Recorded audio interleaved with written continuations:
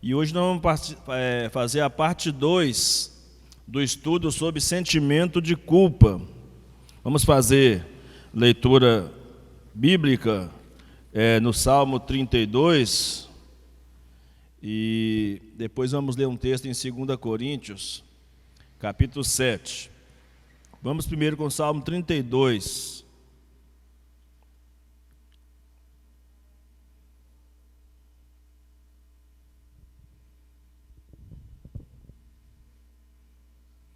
Salmo de número 32.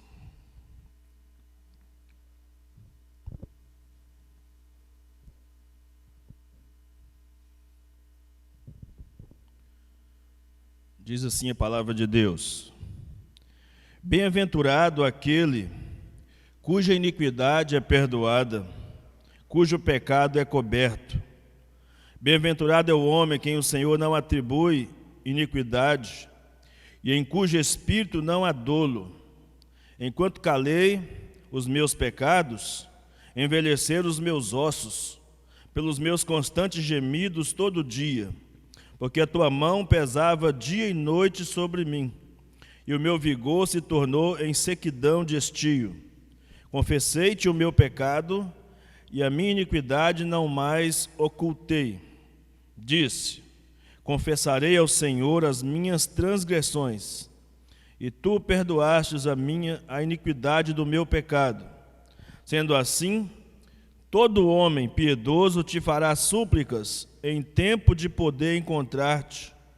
Com efeito, quando transbordarem as muitas águas, não o atingirão. Tu és o meu esconderijo, tu me preservas na tribulação, e me cercas de alegres cantos de livramento. Instruir-te-ei e te ensinarei o caminho que deves seguir, e sob as minhas vistas te darei conselho. Não sejais como o cavalo ou a mula, sem entendimento, os quais com freios e cabrestos são dominados. De outra sorte não te obedecem. Muito sofrimento terá de curtir o ímpio, mas o que confia no Senhor, a misericórdia o assistirá. Alegrai-vos no Senhor e regozijai-vos, ó justos. Exultai vós todos que sois retos de coração. Amém. Agora vamos para a segunda carta de Paulo aos Coríntios.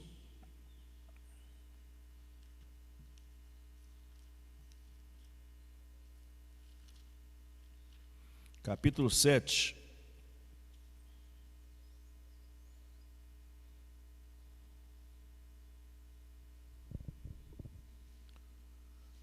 Segunda carta de Paulo aos Coríntios, capítulo 7, verso 8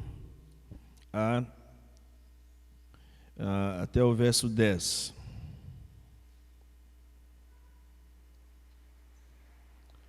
Segunda Coríntios, capítulo 7, de 8 a 10. Diz assim a palavra de Deus: Porquanto, ainda que vos tenha contristado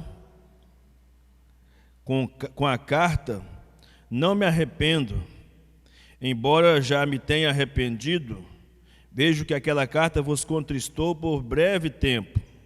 Agora me alegro, não porque fostes contristados, mas porque fostes contristados para o arrependimento, pois foste contristados segundo Deus, para que de nossa parte nenhum dano sofresseis. Porque a tristeza segundo Deus produz arrependimento para a salvação, e a ninguém traz pesar, mas a tristeza do mundo produz morte. Amém.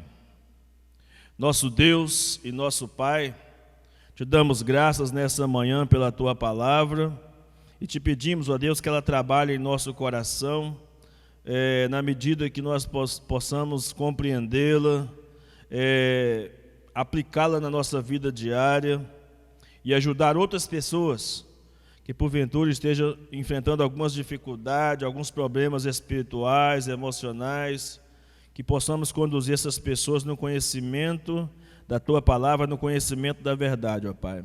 Pedimos que o nosso coração esteja pronto, receptivo para a Tua palavra nesta manhã. E nós estejamos, ó Deus, com o coração disposto para obedecer, para ouvir e para obedecer a Tua palavra, Pai. É a nossa oração, em nome de Jesus. Amém e amém. Ok, irmãos. Então nós vamos trabalhar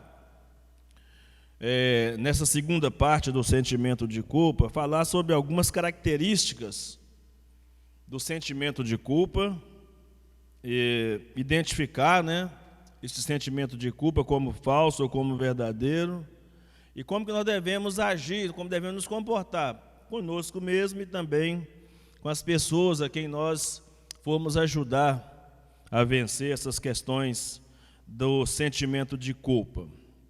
Em linha geral, geralmente se diz que uma pessoa que tem sentimento de culpa ou que se sente culpada, ela é uma pessoa que tem uma preocupação excessiva com a opinião dos outros. É uma pessoa que guarda uma raiva reprimida em seu coração, sente sempre-se rejeitado e vítima de várias situações. E, geralmente, ela se responsabiliza pelo seu próprio sofrimento. E quando é questionada, colocada, diante de uma prestação de contas, dificilmente consegue expressar seus reais sentimentos sobre aquilo que está vivenciando. É uma pessoa que geralmente se sente culpada porque sente na necessidade de agradar as pessoas ao seu redor, de agradar todo mundo. E também por não cumprir os seus compromissos, as suas responsabilidades. Com isso acaba desenvolvendo uma baixa autoestima. Então a pessoa vai estar sempre para baixo. Ou então, você vê uma pessoa com um ar de muita superioridade, atacando demais as pessoas, pode ser também um reflexo de um sentimento de culpa guardado em seu coração. Porque a maneira que a pessoa tem de se defender daquele sentimento de culpa é apontando os erros e os problemas das outras pessoas, para poder amenizar o sentimento que está em seu coração. Mas pelo menos umas 2 ou 3 características nós poderíamos assim desenvolver de uma forma mais completa nessa manhã aqui sobre essas características de uma pessoa culpada. O salmista, no Salmo 32 e também no Salmo 51, ele fala sobre reações no corpo que são características de uma pessoa que está com depressão. Então, uma das características ou um dos sintomas, não quer dizer que todo mundo que está com depressão é porque está enfrentando algum problema de sentimento de culpa, mas a depressão é um bom indicativo de que a pessoa não está lidando com principalmente a depressão está ligada aos problemas do passado, na sua vasta maioria, Então a pessoa não está sabendo lidar com alguma coisa do seu passado, e ela então fica deprimida porque está guardando algum sentimento, alguma emoção, e naturalmente alguma culpa, se sente indigna, suja, incapaz, até diante de alguma grande responsabilidade está sobre seus ombros, sobre a sua vida, a pessoa então começa a viver uma crise depressiva, porque ela não consegue viver, ou não conseguiu viver dentro de alguns padrões. Então ela fica desiludida. Como é que eu pude fazer isso? Como é que eu tive coragem de fazer isso? Todos poderiam fazer, menos eu. Eu não admito, eu não me perdoo.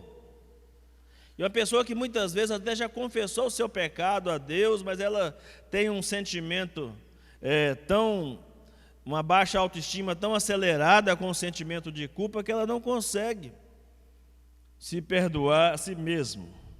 A Bíblia diz que Davi demorou mais de 1 ano para poder tomar uma posição, uma postura após o seu pecado de adultério e de assassinato. E ainda assim Deus tomou a iniciativa. Deus mandou o profeta Natã para confrontá-lo em seu pecado. Os irmãos lembram da história, né? Que Natã chegou e contou a história, né, de um fazendeiro que era muito rico e tinha um empregado, né, e que quando chegou visitas na fazenda, o fazendeiro, ao invés de matar, né, das suas muitas ovelhas, foi lá pegar uma ovelha do seu empregado que tinha uma só. Ele contou essa história para Davi, e Davi ficou indignado com a história, a ponto de dizer ao profeta: o homem que cometeu tal atrocidade, ele tem que morrer, tem que matar um camarada desse.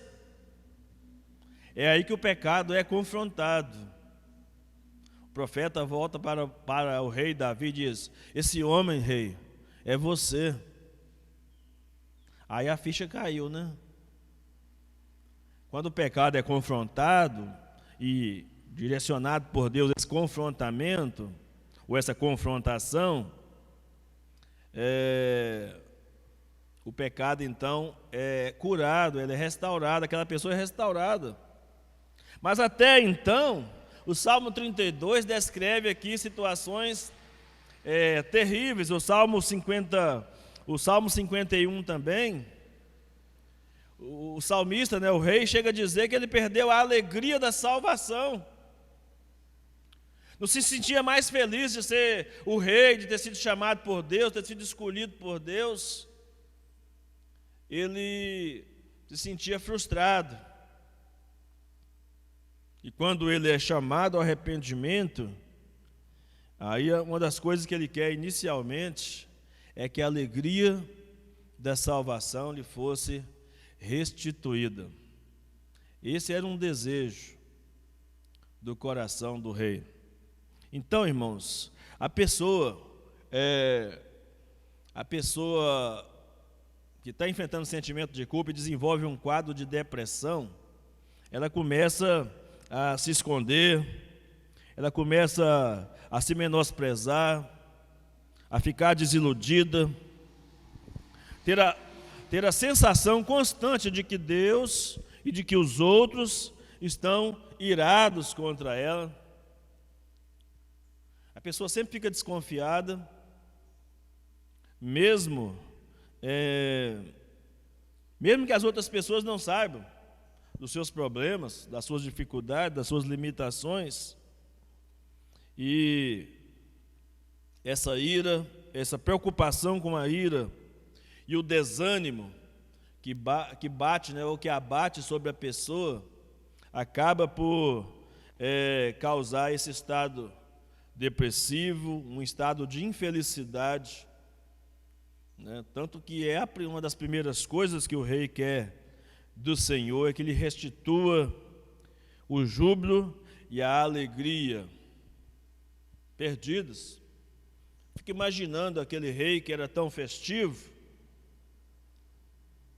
né, principalmente pelas conquistas que fazia, não tinha motivos mais para se alegrar, para festejar, porque o seu pecado estava o tempo todo diante dos seus olhos. Ele que tinha tantas vezes exaltado a graça, o poder de Deus de perdoar, de amar, ele que tinha tantas vezes cantado e decantado a respeito da misericórdia do Senhor, agora estava enfrentando dificuldades em se perdoar e em aceitar o perdão de Deus sobre a sua vida. Então, parece que toda vez que o rei pecava, a ideia que passa os textos é que toda vez que ele pecava, ele era tomado de um sentimento de depressão. E o Salmo 51, como nós falamos, expressa isso lá nos versos 8 e 12. Ele fala assim: faze-me ouvir júbilo e alegria, para que se regozije os ossos que esmagastes. No verso 12 ele diz: restitui-me a alegria da tua salvação. Salmo 51, verso 12. Mas antes disso, antes do verso 12, no verso 10, ele diz: cria em mim, ó Deus, um coração puro, e renova em mim um espírito reto. Ou seja, o salmista começou a compreender como é que era o processo de experimentar a cura, de experimentar o perdão de Deus, de experimentar o alívio dos seus pecados, ao desejar botar a sua vida novamente numa caminhada de santidade e de pureza diante de Deus. Irmãos, a pessoa deprimida pode se expressar tão violentamente a ira contra si mesma, a ponto de tirar a sua própria vida. Quantos casos a gente vê aí que a pessoa não conseguiu superar? Boa parte das pessoas que cometem suicídio, os cometem porque não conseguiram superar o sentimento de culpa. Está sempre achando que está abaixo do padrão das outras pessoas, ou da exigência das outras pessoas. E por isso a pessoa tem dificuldades de enfrentar, essa situação. Se a gente for analisar, for estudar a fundo muitas causas, aliás, muitos suicídios que acontecem por aí, nós vamos esbarrar nessa questão da depressão e da dificuldade que a pessoa tem de lidar com o problema do sentimento de culpa. E às vezes esse sentimento de culpa, nós vamos falar um pouquinho mais adiante, ele pode ser bom, verdadeiro, e pode ser falso. As pessoas estão se baseando em fontes não tão seguras assim para se culpar, a ponto de já ter recebido um perdão de Deus e não conseguir perdoar a si mesmo, a ponto de estar muitas vezes baseado nos sentimentos do que na palavra, na promessa de Deus estabelecida em sua palavra. Então isso tem que ficar claro para nós na hora que nós vamos tratar com os nossos próprios pecados, com o nosso sentimento de culpa, e tratar com os pecados dos outros, ajudarmos outras pessoas a superarem os seus problemas. Uma outra característica de uma pessoa que está enfrentando o sentimento de culpa é a rejeição, o sentimento de rejeição. O salmista, no Salmo 51, chegou a dizer para Deus: não retires de mim o teu Espírito. É lógico que ele está dizendo num contexto onde o Espírito Santo ainda não tinha sido dado completamente. Mas ele percebeu que ao ir para as guerras, ele percebeu que ao lidar com os problemas do seu reinado, estava faltando o quê? A unção do Espírito Santo sobre a vida dele, após ele ter cometido os pecados que tinha cometido. Então o salmista fala com Deus, eu estou sentindo que eu estou rejeitado. Deus já havia rejeitado Saul, e agora Davi tinha um sentimento de rejeição, embora não fosse verdadeiro necessariamente, mas ele estava sentindo isso à luz da sua falta de poder, da sua falta de unção para enfrentar os problemas do seu reinado. Eu não lembro qual mês, normalmente é a mesma hora que é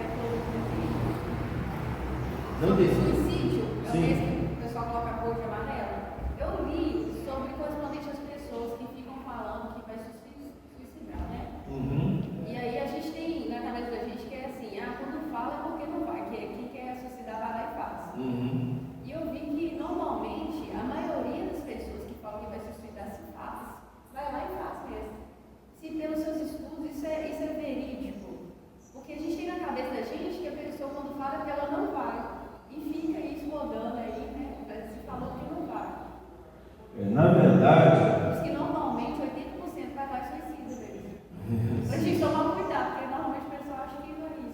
Sim. Na verdade, o que acontece? A pessoa que está falando em suicídio, ela, no fundo, ela não tem interesse em suicidar. Ela está querendo socorro, ela está dizendo que está querendo socorro, está querendo ser ajudado. E depois de tantas pessoas ela falar e ninguém levar em conta o que ela falou, ela acaba, num ato de extremismo, acabando tirando a sua própria vida, até porque há outros fatores. Há um fator espiritual muito forte, né? Satanás vai aproveitando dessa situação e vai conduzindo a pessoa a uma autodestruição, né? Então, agora, a boa parte dos casos, eu não sei aqui o percentual exato, não estudei sobre isso especificamente, mas boa parte dos casos, a pessoa que suicida, ela vai suicida de primeira, tenta o suicídio pelo menos de primeira, sem ter dito, sem ter nada, e surpreende muitas pessoas, né? Surpreende muitas pessoas. Alguns casos que a pessoa já tentou várias vezes o suicídio, né? Mas a gente tem que entender até que ponto as pessoas estão usando essa situação do suicídio para manipular as outras pessoas, ou se de fato a pessoa está expressando um sentimento de culpa ou um problema do passado que não conseguiu resolver. Então a gente que está lidando com pessoas de um modo geral tem que estar muito atento a isso mesmo, porque de repente uma pessoa nem tinha, ela falava de suicídio, mas não era a intenção de primeira mão suicidar-se, mas de tanto não ser ouvido, a pessoa começa a racionalizar, dizer, já que ninguém importa mesmo, então... É porque o que eu entendi é o seguinte, normalmente a gente pensa que é manipulação. A maioria das pessoas pensa que é manipulação, não socorre, e depois acontece o fato. É um complicador, porque como as emoções das pessoas, nossas emoções, é uma caixinha de surpresa, né? A gente só consegue entender as emoções daquilo que a pessoa abriu o coração e contar para nós. A gente não consegue entender os problemas das pessoas sem que elas abram o coração, coloquem o sentimento, né, sobre a mesa, né, fala, é isso que eu estou passando aqui. Meu problema é esse, meu pecado é esse, minha situação familiar é essa, minha situação financeira é essa. E geralmente as pessoas, quando a pessoa conta um problema, um pecado ou um problema, dificilmente vai encontrar pessoas sensíveis para dizer assim, calma, tem jeito, nós vamos levantar uma situação aqui para resolver o seu problema. Pelo contrário, a primeira atitude das pessoas é atirar pedra. Né? Uma pessoa que dá um golpe aí, né, vai fazer um prédio, vai prometer um curso e etc, e dá um golpe gigantesco nas pessoas, no primeiro momento, né, eu não imagino que as pessoas tinham esse interesse de fazer isso, mas a coisa vai virando uma bola de neve e depois a pessoa não consegue mais superar essa situação. Entendeu? Então, por isso que esses sentimentos, eles são... aliás, essas características que nós colocamos aqui, sobre a pessoa com sentimento de culpa, são indicativos para a gente que está convivendo com as pessoas, observar o dia a dia da pessoa. Quem está mais próximo precisa observar o dia a dia da pessoa, e se alguém te procurar para contar alguma coisa, alguma situação do que está vivendo, do que está experimentando, você esteja pronto para não descartar a pessoa de primeira, mas parar para ouvir a pessoa, porque a gente não sabe o que a pessoa está vivendo. E outra coisa, um outro problema grave com essa questão da depressão e da rejeição, é que as pessoas, nós, né, de um modo geral, temos a tendência de minimizar o problema da outra pessoa, porque às vezes aquele problema para mim é um problema que eu tiro de letra, né, um problema que é tranquilo para eu resolver, para a pessoa pode ser um grande obstáculo. Porque cada pessoa lida de uma maneira diferente, com o dinheiro, com o tempo, com o trabalho, com as relações com as outras pessoas do mesmo sexo, do sexo oposto. As pessoas lidam de maneira diferente com essas questões. Então a gente tem que tomar cuidado na hora de lidar com o sentimento das pessoas, com o cuidado de não superestimar colocar muito acima, né? E nem subestimar, colocar muito abaixo, né, o sentimento das pessoas. Ok? Então a rejeição, gente, o que acontece com a rejeição?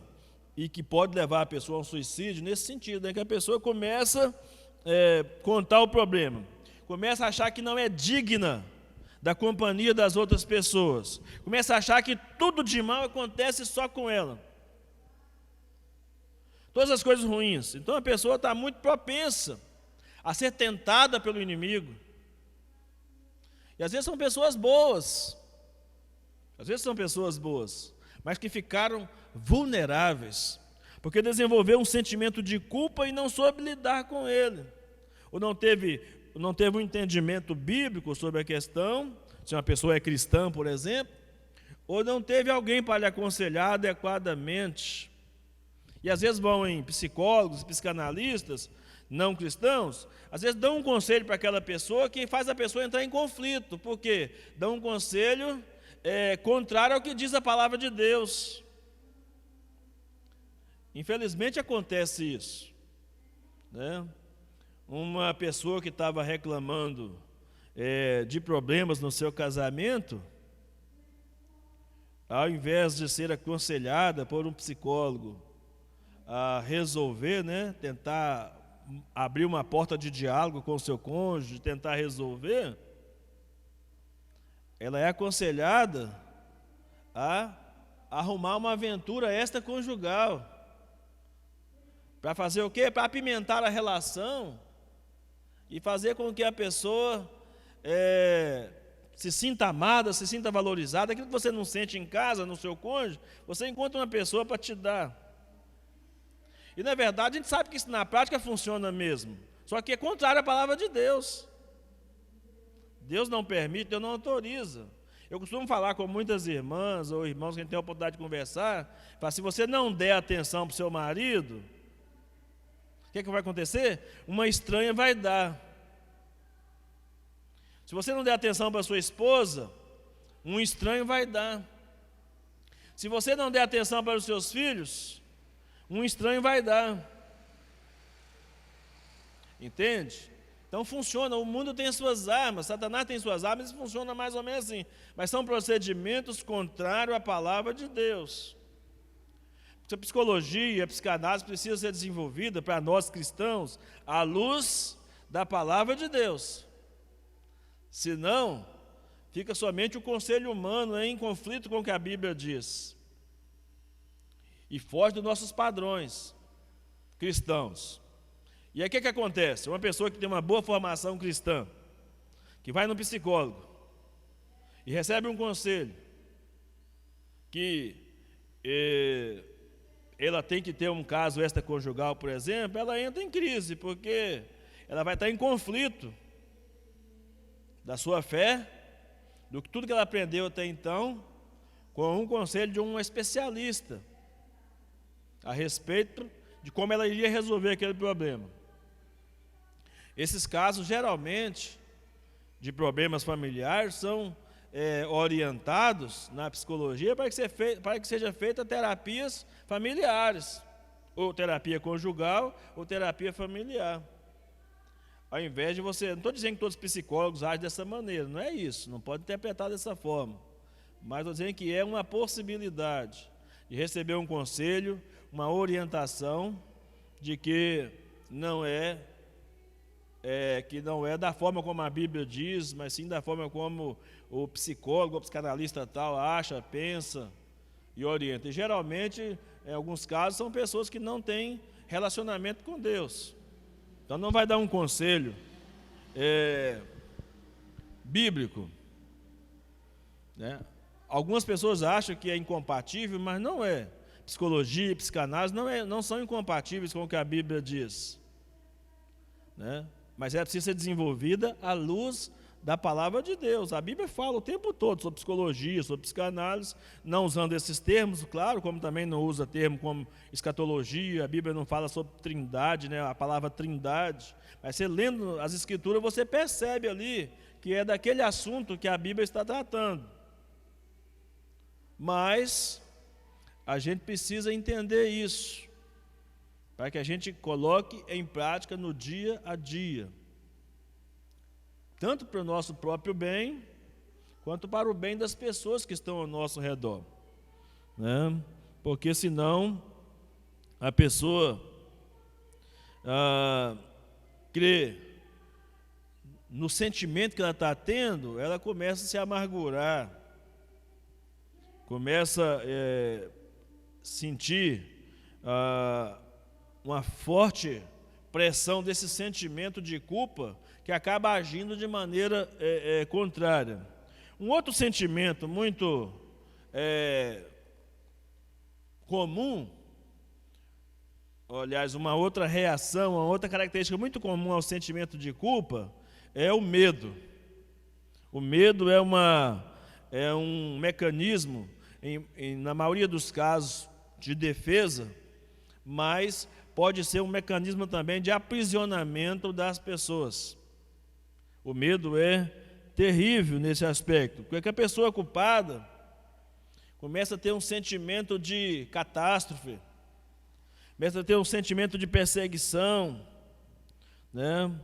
E que poderia ser positivo, se fosse um caso de você estar sendo assediado por algum mal, por alguma pessoa má, você evitá-la, mas esse medo ele é desenvolvido de uma maneira que a pessoa se paralisa, a ponto de chegar no que nós chamamos de síndrome do pânico.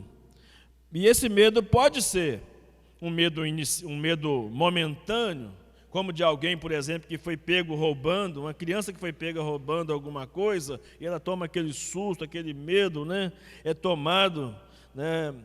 E o medo de ser mandada, né, para o castigo, ou para a prisão, e etc.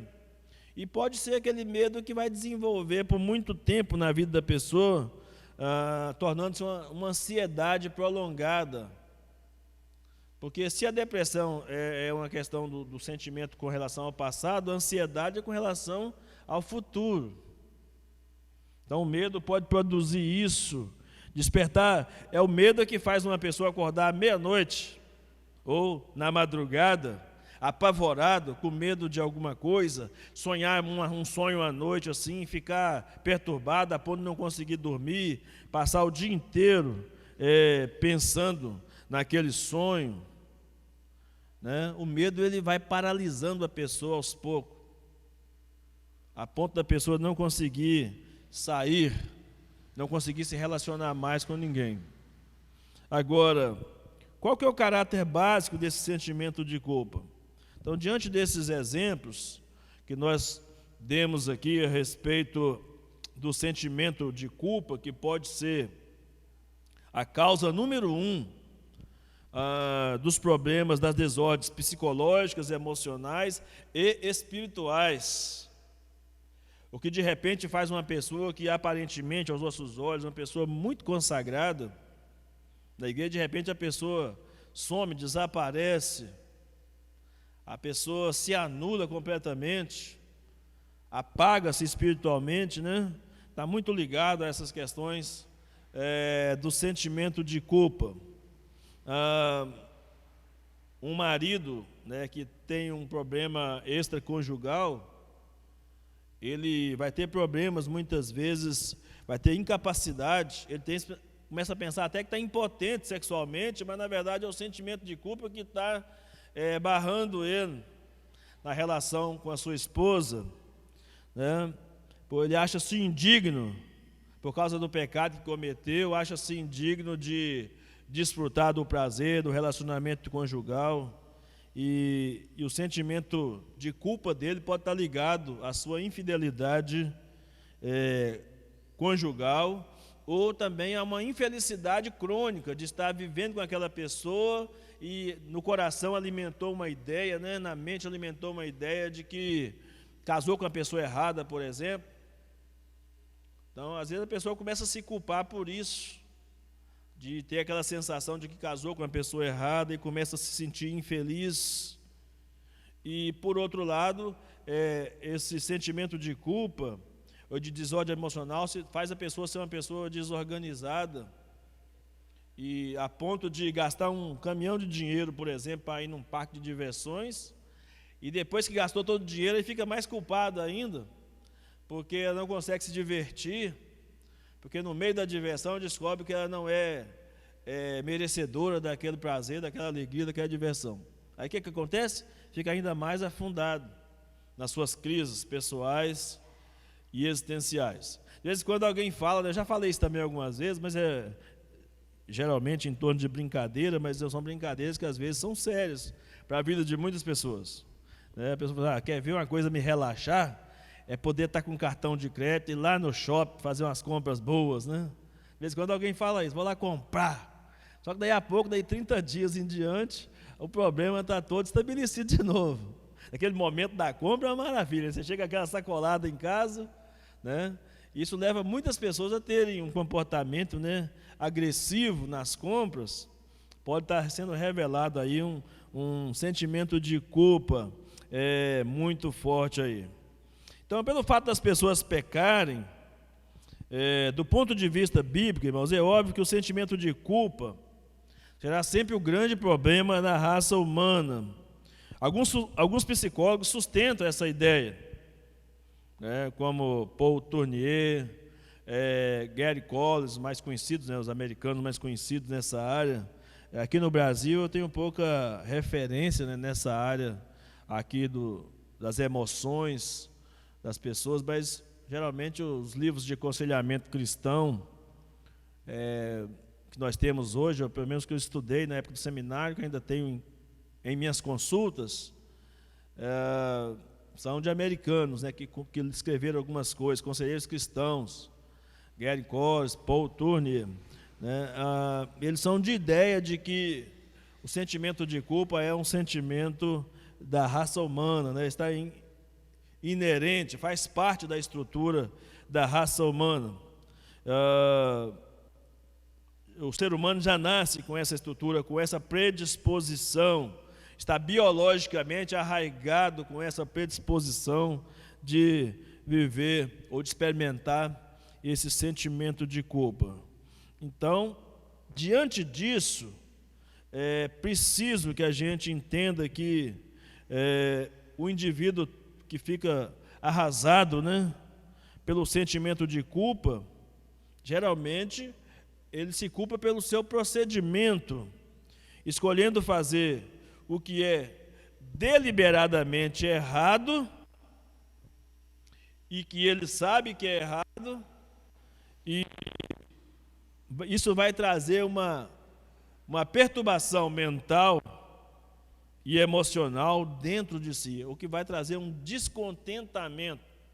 Por isso nós vemos no Novo Testamento o apóstolo Paulo sempre falando de contentamento, e contentamento no Senhor, apesar das circunstâncias, estar contente com o que você tem, né? Jesus falou também no Sermão da Montanha, né, que se você tivesse o que comer, o que vestir, né, o que beber, você deveria estar grato. Jesus chegou a dizer no verso 34 de Mateus 6, basta cada dia o seu mal. Ele diz, olha, essas coisas estão preocupadas, os ímpios também têm. Agora, se Deus cuida de uma ave do céu, de um lírio do campo, não vai cuidar de você? Foi Jesus quem disse isso. O apóstolo Paulo, em Romanos 8,32, ele diz assim, aquele que não poupou o seu filho, o seu único filho, como não nos dará juntamente com ele todas as coisas? É que infelizmente as pessoas geralmente interpretam esses textos bíblicos à luz apenas de bens materiais, e esquece de colocar essas questões emocionais, essas questões de relacionamento envolvido nessas questões aí do que a Bíblia chama de todas as coisas. Quando a Bíblia diz lá, tudo posso, ou posso tudo naquele que me fortalece, é uma abrangência muito maior do que simplesmente você ser rico, você ter grandes conquistas, mas saber lidar também com as perdas, saber lidar com os problemas e as adversidades da vida. E esse é um problema que nós, às vezes, não sabemos ainda como lidar. Então, quando uma pessoa escolhe deliberadamente fazer o que é errado, mesmo sabendo o que é errado, certamente vai ter um sentimento de culpa, e que, se ela não tomar cuidado, vai produzir diversas desordens emocionais e até mesmo físicas. Então, um bom conselheiro cristão nessa hora vai ser muito útil para ajudar uma pessoa a lidar com seus traumas emocionais.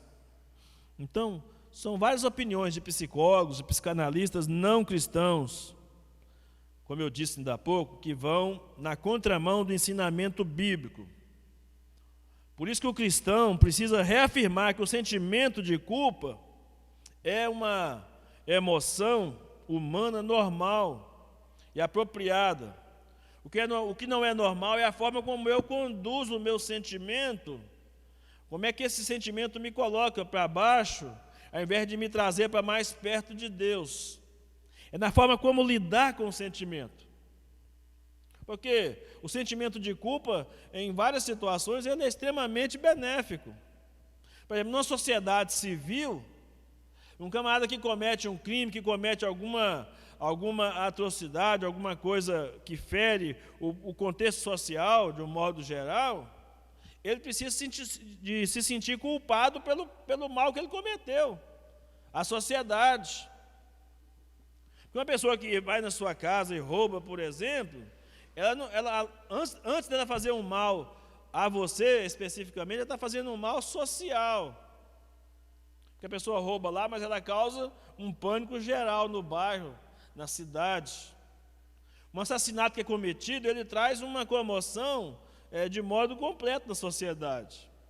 Tem uma pessoa que é afetada diretamente por aquilo, mas as pessoas, de um modo geral, vão ficar perturbados. Tanto é verdade que aqueles bairros onde tem maior incidência de crime, geralmente eles ficam mais pichados pelas pessoas. Tem gente que tem medo de ir em determinados bairros porque o histórico de crimes e de violência, de drogas naqueles bairros são maiores do que nos outros. Não que nos outros não aconteçam, mas às vezes em outros bairros acontecem até coisas piores. Mas como aquele bairro ficou muito vulnerável, principalmente se for um bairro de baixa renda, pessoas de baixa renda, então é um mal social que as pessoas cometem. Quando comete a uma pessoa, comete a toda a sociedade. E aí é natural, ou se espera que essa pessoa tenha pelo menos sentimento de culpa. Porque senão, quando uma pessoa não tem sentimento de culpa, nós dizemos que essa pessoa é psicopata ou sociopata. Ela faz um mal geral e não tem nenhum arrependimento, nem remorso pelo mal que fez. E do ponto de vista bíblico, o fato de transgredir a lei de Deus torna a pessoa de fato culpada diante de Deus. Mas a palavra bíblica condenar expressa essa ideia de que, embora todos os homens estejam condenados, há um meio para a remoção da culpa. E qual que é o meio? É estar em Cristo. É aqui, irmãos, que eu acho que muitos se perdem no entendimento do sentimento de culpa. Porque você precisa diferenciar pecado de pecados. Quando a Bíblia fala de pecado no singular, está falando da natureza, da inclinação. Quando diz assim, nenhuma condenação há para os que estão em Cristo Jesus, porque nós já fomos justificados em Cristo Jesus e a nossa relação com Deus foi reaberta. Fomos reconciliados com Deus na pessoa de Cristo. Mas enquanto estivermos nesse mundo, não quer dizer que não cometeremos pecados, que são os frutos de uma natureza pecaminosa que ainda temos conosco e que guerreia com o nosso novo homem, o nosso novo ser. Se não, se você converter, se você fosse salvo, que bom se fosse assim, né? E não pecasse mais, seria ótimo. Porque a maior parte dos problemas que nós enfrentamos na vida é por causa dos nossos pecados. Se ele não pecasse, seria ótimo, mas nós temos um advogado. O que a Bíblia diz? Não pequei. Essas coisas que aqui, não pequei, mas se pecar, tem um advogado. Ele é a propiciação, ou seja, ele é o meio que Deus aceita o seu pedido de perdão. Ele é o meio, Jesus é o meio pelo qual Deus aceita a sua confissão, o seu arrependimento. É em Cristo. Então, na hora de lidar com o sentimento de culpa, eu preciso focar na pessoa de Cristo, porque Ele morreu para pagar o preço do meu pecado, na minha natureza, mas também dos meus pecados, que são frutos dessa raiz pecaminosa que há em mim. E é isso que muitas vezes as pessoas não conseguem lidar. E as pessoas costumam desenvolver um falso sentimento de culpa. E como é que eu posso diferenciar isso, de um verdadeiro de um falso? As situações que moveram as pessoas a desenvolver esse falso sentimento de culpa. Quer um exemplo? Perfeccionismo. Algumas pessoas se sentem deprimidas porque elas são perfeccionistas. Perfeccionismo não é virtude, é problema. Perfeccionismo é uma coisa que afeta terrivelmente as pessoas. Tem muita gente sofrendo por aí por causa do perfeccionismo. Desenvolveu uma característica de querer fazer tudo tão certinho, tão corretamente, mais do que a sua capacidade, até que ela, quando faz errado, ela não se perdoa. Ela não se perdoa, começa a desenvolver um sentimento de culpa a ponto de não se perdoar e viver aí muitos anos amargando a sua vida espiritual, sua vida familiar, emocional, diante de uma expectativa que ela criou, de uma falsa premissa, de que ela tem que ser o melhor, ou melhor do que todas as pessoas. Eu acho que a gente tem que ter um esforço de ser pessoa melhor, dentro de uma limitação, entendendo as nossas limitações como seres humanos. O melhor pedreiro ainda vai dar as suas mancadas. O melhor pastor vai ter os seus defeitos. O melhor professor vai ter aluno que ele não sabe como lidar com ele. Algum conteúdo que ele não vai saber explicar. O bom mecânico vai ter algum problema que ele pode esquecer. Um parafuso de apertar, por exemplo, e muitas vezes causa até uma tragédia. Na usina, quem trabalha em usina sabe. Pessoas bons profissionais, que passaram por problemas de acidente de trabalho, por exemplo, por um descuido, um vacilo. Conosco no dia a dia acontece isso. Um tombo de bicicleta, um ferimento no trabalho, às vezes um problema em casa mesmo, uma pessoa machuca em casa, por coisa assim, então, mas não é possível que eu fui machucado desse jeito. São coisas comuns a seres humanos, mas como eu não admito que todo mundo poderia cometer um erro desse, uma mancada dessa, mas eu não, ué. E aí o que acontece? Eu começo a me machucar. Eu começo a ter um sentimento que me deprime, ao invés de me levantar, de me fazer ser uma pessoa melhor. É nesse aspecto que o sentimento se torna perverso. Então, um escritor chamado Barré, ele disse o seguinte: podemos sentir-nos culpados de não atingirmos padrões que são excessivamente elevados, impróprios ou perfeccionistas. Todo terapeuta tem encontrado esse tipo de sentimento de culpa acompanhado de depressão. A dona de casa, motivada pelo sentimento de culpa, levanta-se às 5 da manhã para limpar a sua casa já imaculada, com medo de que ela não esteja à altura. O médico rico que dirige seu carro violentamente porque não conseguiu algo e se exaure numa depressão culposa. E dizia, e há o caso de Ana, a estudante de ginásio, que só tirava 10 e se suicidou quando recebeu seu primeiro 8 em uma das matérias. Gente, perfeccionismo aqui é uma coisa terrível. É um problema que a gente enfrenta. A gente tem que enfrentar as coisas da melhor maneira possível. Dizer que nós estamos sujeitos, por exemplo, você vai fazer uma prova, está sujeito a ser aprovado ou ser reprovado.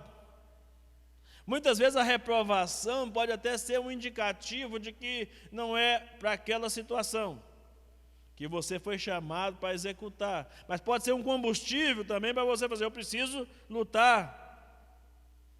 O sucesso de outra pessoa muitas vezes causa inveja nos outros, mas deveria ser um combustível para nós. Se fulano conseguiu, eu posso conseguir também. A pessoa prefere ficar amargurada com o sucesso do outro do que pegar o exemplo e dizer assim, eu vou vencer, eu vou também ser um vencedor na vida. Então é muito sério. Irmão, se a gente não souber, é muito complicado, se a gente não souber lidar com as frustrações, com as perdas que a gente tem na vida. Há 4 anos, por exemplo, eu experimentei, exatamente há 4 anos, foi no mês de junho de 2016. Era para eu ficar assim, tremendamente deprimido, porque passei num concurso público em primeiro lugar, não pude tomar posse. Fui assaltado ao meio-dia, nesse mesmo mês de junho de 2016, na porta da igreja. Ladrão pulou em mim, me jogou no chão, me tomou o celular. Nesse mesmo mês eu bati o carro. Falei, nossa, que se eu fosse uma pessoa supersticiosa, ia querer riscar o mês de junho da minha vida. E não saber lidar com isso ia me causar muita frustração. Mas eu levei pelo lado positivo. Eu não tomei posse do concurso, por exemplo, mas o fato de ter passado em primeiro lugar me fez pensar que eu sou capaz. Talvez não fosse o momento de eu assumir aquela posição, principalmente quando eu ia trabalhar em outra cidade. Mas me fez entender por um outro lado. Mas se eu tivesse focado só no fato de não ter conseguido um emprego no Estado, eu teria me sucumbido, deixado até a minha frustração me impedir até de pastorear ou de cuidar da minha família. Então a gente tem que na hora, pedir a ajuda de Deus para lidar com esses sentimentos de frustração. Eu estou prestes a participar de um concurso público municipal, E aí alguém falou comigo assim, olha, não aceito de você menos do que o primeiro lugar. Tem 3 vagas, e eu orando a Deus, eu falei, Deus, se o Senhor quiser que eu passe nesse negócio, uma das 3 vagas, nem falei que seja primeiro lugar, porque todas as vezes que passei em primeiro lugar, nunca fui para o concurso público, ou para o vestibular, pensando em ser o primeiro. Eu fui lá pensando em fazer o melhor, ou tentar fazer a melhor prova possível, mas não pensando em ser o primeiro. Todas as vezes que tirei primeiro lugar, e foram várias vezes, graças a Deus, mas eu não estava com aquela preocupação de ser o primeiro lugar. Essa semana alguém me visitou e falou assim, olha, não é possível, você já passou em 4 processos seletivos em primeiro lugar. Olha só a pressão, irmãos. A pessoa falou comigo assim, já passou em 4 processos seletivos em primeiro lugar. Esse concurso é mamata para você. Se você não passar, você está lascado, você vai ter que passar. Eu falei, não é assim não, assim não for a vontade de Deus. E se no dia eu não estiver bem emocionalmente? Tem uma série de fatores. Entendeu? Então a gente tem que ter o quê? A cabeça boa para lidar com essas coisas. Pode ser, então tem que me preparar o quê? De antemão, Pode ser que aconteça e pode ser que não aconteça. E se não acontecer, eu tenho que entender. Porque também eu passei num concurso e não pude tomar posse, e daí? Aí daí não pode falar, né? Eu esqueço que... Eu estou traumatizado com essa expressão. Começando a ficar com sentimento de culpa, né? de usar essa expressão. Brincadeira, irmãos. Então, olha só, para a gente finalizar a nossa palavra nessa manhã aqui sobre sentimento de culpa. Aliás, ainda uma outra coisa grave aqui sobre um falso sentimento de culpa. Por que as pessoas têm falso sentimento de culpa? Porque querem agradar todo mundo. Será que tem alguém que consegue agradar todo mundo? Ninguém. A gente não consegue agradar todo mundo. Numa igreja, o pastor não consegue agradar todas as pessoas, né? O pastor pregou, né? E alguns gostaram, outros não gostaram, né? Alguns vão embora para casa indiferente, outros vão bem tocados pela palavra que recebeu. Então é assim que funciona no dia a dia. Eu não posso ficar naquela, né, eu estou pregando, eu estou cantando, eu estou tocando, eu estou desenvolvendo esse ministério para poder agradar fulano, ciclano, beltrano, né? Senão vai ter que ser curto e grosso, como o Rick Warren foi com uma de suas ovelhas lá nos Estados Unidos. Quando acabou o culto, a irmã se dirigiu a ele: pastor, eu não gostei do louvor hoje. Aí o pastor falou: não tem problema, não foi para você mesmo. Foi uma indelicadeza do pastor, né? Mas é verdade, o louvor é para Deus. Quem tem que gostar ou não é de Deus. O culto que nós prestamos, a pregação que nós fazemos, é para Deus. É Deus que está contemplando se o que nós estamos pregando, se o que nós estamos falando é verdade ou não. É lógico que o público, o auditório, né, a igreja que está recebendo a palavra, vai receber os impactos dessa palavra, seja eles positivos ou negativos, mas vai receber. Mas a principal avaliação que nós temos é de Deus. É lógico que o bom pregador, ele tem que ouvir, né? Ele tem que prestar atenção nos ruídos, nos rumores, na percepção que as pessoas têm da sua fala. Mas isso não deve ser a sua principal motivação ao pregar, ou a dar um estudo, ou a desenvolver um ministério. A principal motivação deve ser de agradar a Deus, exclusivamente a Deus.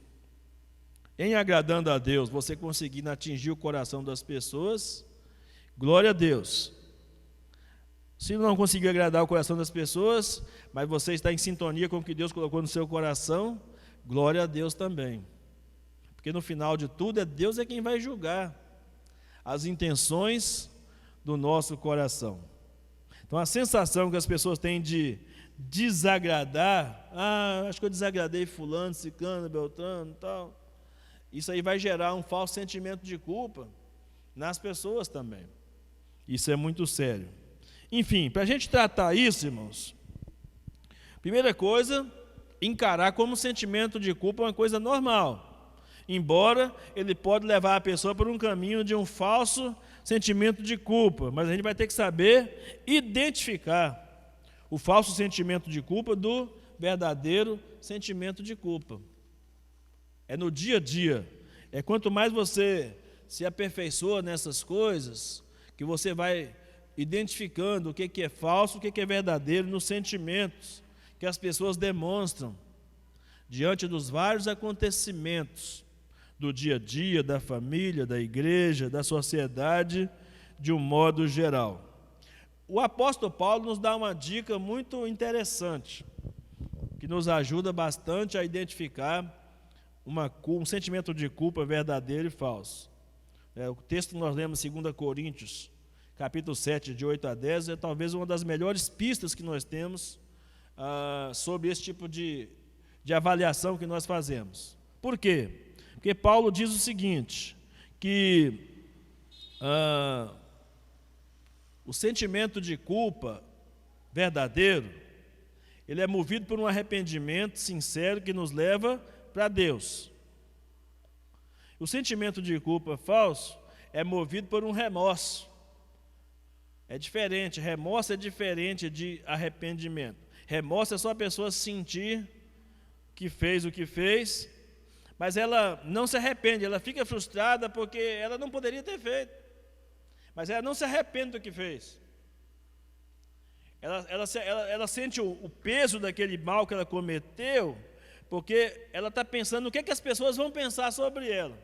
Isso vai gerar uma tristeza, a ponto de trazer a morte, a Bíblia diz. 2 Coríntios 7, de 8 a 10. Depois, se quiser ler de novo em casa, lê de novo em casa esse texto. Muito interessante isso aí, para nós identificarmos. Use sempre a Bíblia como referência, irmãos, para lidar com o sentimento de culpa. Use sempre a Bíblia, sempre a palavra de Deus. Por quê? Primeiro, porque a consciência e o coração não são guias seguros. O guia seguro que nós temos é a palavra de Deus sob a iluminação do Espírito Santo. O Espírito Santo de Deus nos convencendo do nosso pecado e nos fazendo voltar para Deus. Mas a consciência, se a pessoa tiver com a consciência cauterizada, se o coração estiver movido por um engano, a Bíblia diz em Jeremias 17, 9, que o coração é mais enganoso do que qualquer outra coisa. Então não dá para confiar no coração assim, 100%. Do coração do homem, a Bíblia diz, Jesus disse que procede todo adultério, assassinato, inveja, toda maldade, bebedeira, né? Tudo procede do coração do homem, sentimentos do coração do homem. Outro problema, por que nós devemos ter a Bíblia como guia? Porque os falsos mestres, eles vão trazer ensinamentos falsos. Lembra do estudo de quarta-feira? No estudo de quarta-feira nós falamos, né, sobre os docetistas e os gnosticistas, que estava levando a pessoa para um entendimento de que a matéria é má e, portanto, as pessoas não poderiam fazer o bem, porque a matéria é má, na concepção deles. Então, eles vão causar proibições ao casamento, ordenanças de abstinência de alimentos, os falsos mestres vão impor várias situações sobre você, para que você se sinta ainda mais culpado, ao invés de se sentir liberto do seu sentimento de culpa. Outra coisa, irmãos, é Satanás. Satanás, ele pode causar sentimentos de culpa, então você tem que firmar na palavra. O apóstolo Paulo, escrevendo a Timóteo, 1 Timóteo 4:1, ele diz que eles deveriam ter cuidado, Timóteo deveria ter cuidado com aqueles que proíbem casamento, ordenam abstinência de alimento, dão ouvidos a espíritos enganadores, a doutrinas de demônios. O apóstolo Paulo, na segunda carta aos Coríntios, também diz que nós não devemos ignorar os ardis, as artimanhas de Satanás. Então, diante disso, irmãos, além de você usar a Bíblia como guia na identificação dos sentimentos de culpa e ajudar a pessoa a superar seus sentimentos de culpa, ensine sempre a mensagem da graça de Deus para as pessoas. Ensine sempre a mensagem da graça de Deus. E quando eu ensino sobre a mensagem da graça, eu tenho no meu coração uma seguinte convicção: não existe ninguém, guarde isso, irmãos, não existe ninguém, absolutamente ninguém nesse mundo, que seja pecador demais, que não possa ser alcançado pela graça de Deus. Enquanto há vida, a esperança de que a graça de Deus alcance, arrebate, transforme, modifique o comportamento, modifique o sentimento e traga a pessoa para a vida em Cristo Jesus. Então, a melhor maneira de lidar com o sentimento de culpa é você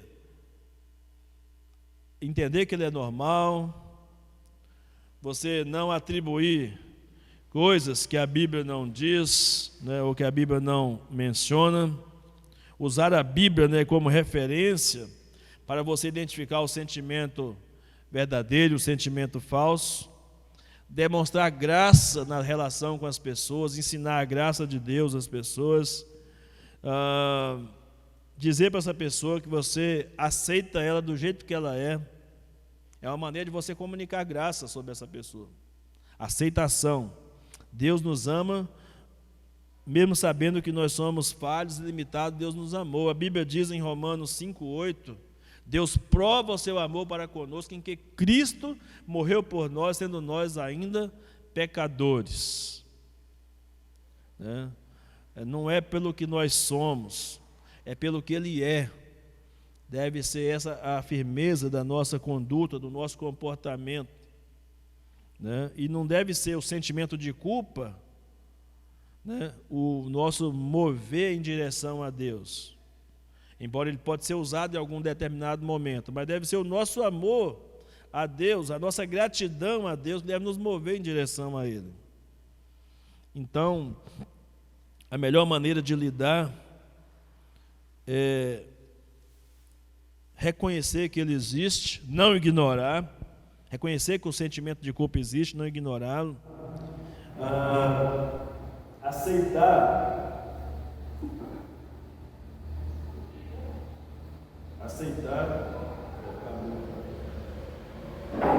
o compromisso, o compromisso de fazer uma confissão, um arrependimento do seu pecado diante de Deus. Você precisa colocar isso diante de Deus em oração e projetar a culpa, não necessariamente no sentido psicológico, mas principalmente no sentido espiritual, colocar, como a Bíblia diz, lançar sobre Cristo, porque Ele é que venceu os nossos pecados lá na cruz do Calvário e nos trouxe total e completa libertação dos nossos pecados, Então, aceitar o sacrifício de Cristo é encontrar paz verdadeira para vencermos esses sentimentos que tanto atormentam o coração do homem.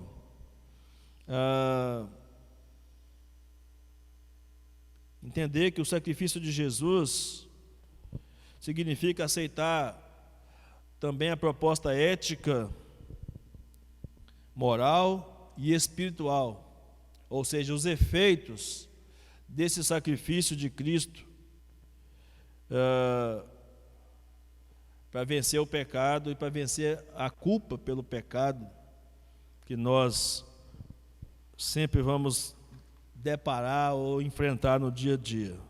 E as perguntas que ficam para a sua reflexão nessa manhã e na sua caminhada cristã você tem alguma tendência a projetar culpa sobre pessoas ou circunstâncias? O ato de confissão perante Deus é para você uma tarefa demasiadamente difícil? Ou você confia que pelo poder de Jesus,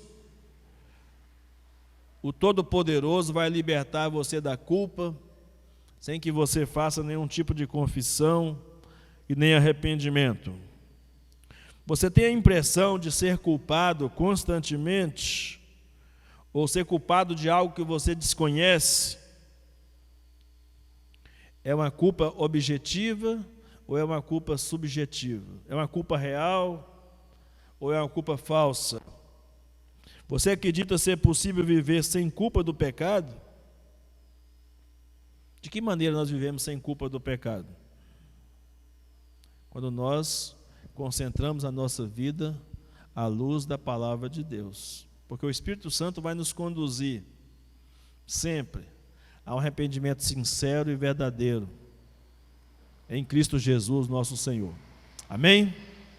Tenham um bom dia, irmãos. Vamos orar, E que os irmãos tenham um bom dia debaixo da graça do nosso Deus. Vou pedir a nossa irmã Marilda que ore ao Senhor.